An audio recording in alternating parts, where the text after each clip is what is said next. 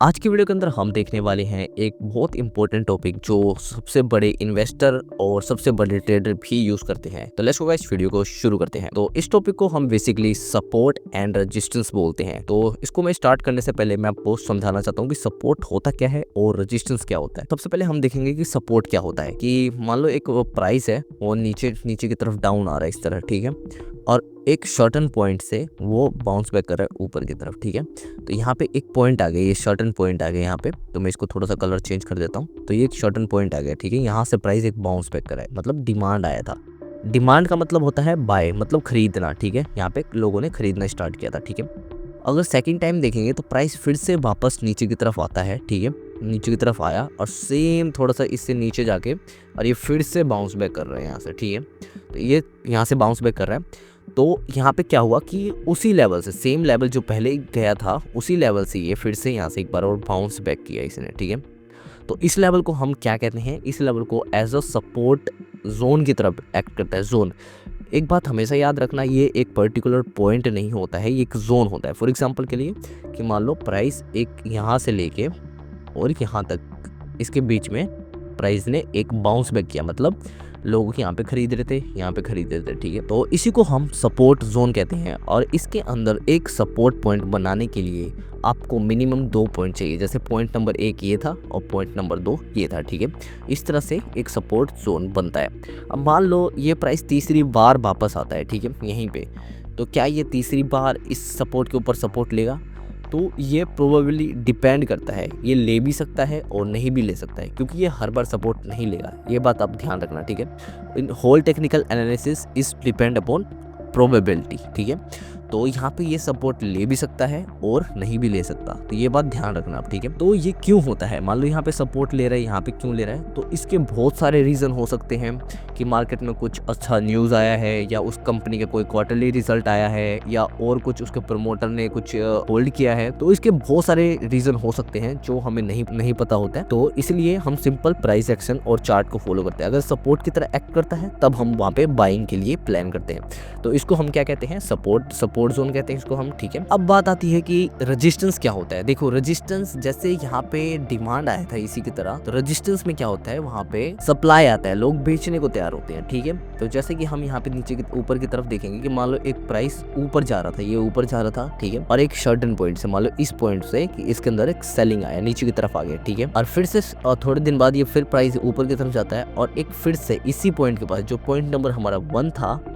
वहीं से इसके अंदर फिर से सेलिंग आ रहा है, ठीक है, सेलिंग आया। तो यहाँ पे इसको हम एज अ रेजिस्टेंस जोन बोलते हैं, ठीक है। सपोर्ट जोन और रेजिस्टेंस जोन, तो इसको हम क्या बोलेंगे, रेजिस्टेंस जोन, ठीक है। तो ये जो जोन है, ये एक जोन होता है, एक पर्टिकुलर पॉइंट नहीं होता है, एक जोन होता है इस तरह से, ठीक है।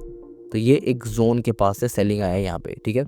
इसमें भी 2 पॉइंट होने जरूरी है, पॉइंट नंबर 1 और पॉइंट नंबर 2, एक रेजिस्टेंस को ड्रॉ करने के लिए, ठीक है। और मान लो प्राइस तीसरी बार इसको वापस ऊपर की तरफ जाता है, तो क्या ये ऊपर इस यहाँ से फिर से सेलिंग आएगा? अभी हमने बात करी थी सपोर्ट पॉइंट के अंदर कि वो सपोर्ट ले भी सकता है और नहीं भी। तो सेम इसके अंदर भी वही चीज अप्लाई होती है कि ये रेजिस्टेंस यहाँ पे ले भी सकता है, अदरवाइज ये ब्रेक भी कर सकता है, ठीक है। तो ये प्रोबेबिलिटी का गेम है। अगर आपको यहाँ पे कंफर्मेशन मिलता है तब आप जाके ट्रेड का प्लान करोगे, ठीक है।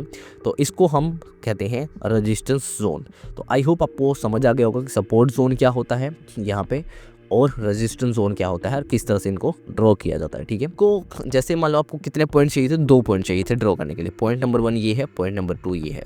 अब जैसे ही यहाँ पे प्लॉट करते हो, जैसे आपने ये प्लॉट कर दिया, तो ये एक जोन है। देखो यहाँ पे जोन कि प्राइस पहली बार यहाँ से डाउन आया था, ठीक है, और प्राइस उसके बाद दूसरी बार यहाँ से डाउन आया, सेलिंग आया यहाँ पे, मतलब फिर से रीटेस्ट करने गया, फिर से डाउन आया, और ये तीसरी बार यहाँ से डाउन आया, ठीक है, और यहाँ से नीचे की तरफ ये डाउन आया फिर से। तो इसको हम क्या कहेंगे, रेजिस्टेंस जोन। और ये हर बारी, मतलब कितने बारी काम करा है इसने, लगभग 3 से 4 बार काम किया, लेकिन उसके बाद इसने ब्रेक भी किया है। यहाँ पे देखोगे तो इसको और लंबा कर दोगे तो ब्रेक भी किया है, ठीक है।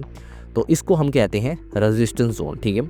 अब इसी तरह यहाँ पे एक सपोर्ट जोन भी काम करता है। कैसे? सपोर्ट जोन के लिए हम सेम ही नीचे की तरफ प्लॉट करेंगे कि मान लो पॉइंट होने चाहिए जहाँ पे प्राइस सपोर्ट ले, ठीक है। तो जैसे आप यहाँ पे देखोगे कि प्राइस एक यहाँ पे सपोर्ट लिया, ठीक है, प्राइस एक यहाँ पे सपोर्ट लिया, और प्राइस सपोर्ट लेने के बाद ऊपर की तरफ बाउंस बैक कर रहा है, मतलब ये प्राइस ऊपर की तरफ बाउंस बैक किया, फिर से उसके बाद प्राइस नीचे आया, फिर से सपोर्टिंग पॉइंट से ऊपर की तरफ बाउंस बैक किया, मतलब 2 पॉइंट चाहिए थे आपको। पॉइंट नंबर 1 यहाँ पे सपोर्ट लिया, पॉइंट नंबर 2 यहाँ पे सपोर्ट लिया, और पॉइंट नंबर 3 यहाँ पे सपोर्ट लिया।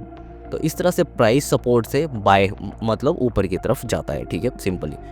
और इसके अंदर आपको एक चीज़ का हमेशा ध्यान रखना है कि जो सपोर्ट एंड रेजिस्टेंस है वो आपको लॉन्ग पीरियड टाइम में भी काम आता है। मान लो आपने एक बार सपोर्ट एंड रेजिस्टेंस प्लॉट कर दिया, मान लो मैं यहाँ पे प्लॉट कर दिया और आपने इसको आगे तक ड्रैग कर दिया, तो ये आपके आगे तक भी काम आएगा, ठीक है।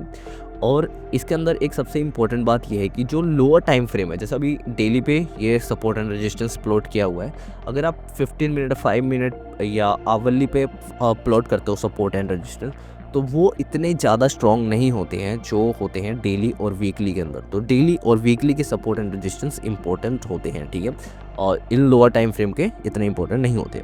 तो आई होप आपको इस वीडियो के अंदर काफ़ी कुछ सीखने को मिला हो और एक सपोर्ट एंड रेजिस्टेंस कैसे काम करता है मार्केट के अंदर ये समझने को मिला हो।